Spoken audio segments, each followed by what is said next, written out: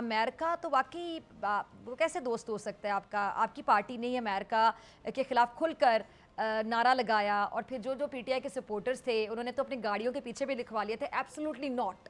खान साहब की तस्वीर भी थी साथ।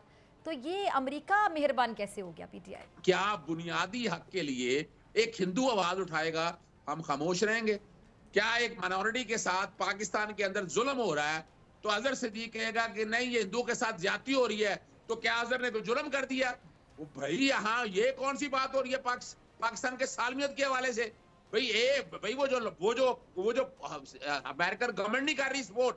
किसने कहा अमेरिकन गवर्नमेंट सपोर्ट कर रही है? अमेरिकन गवर्नमेंट तो सपोर्ट ही नहीं कर रही।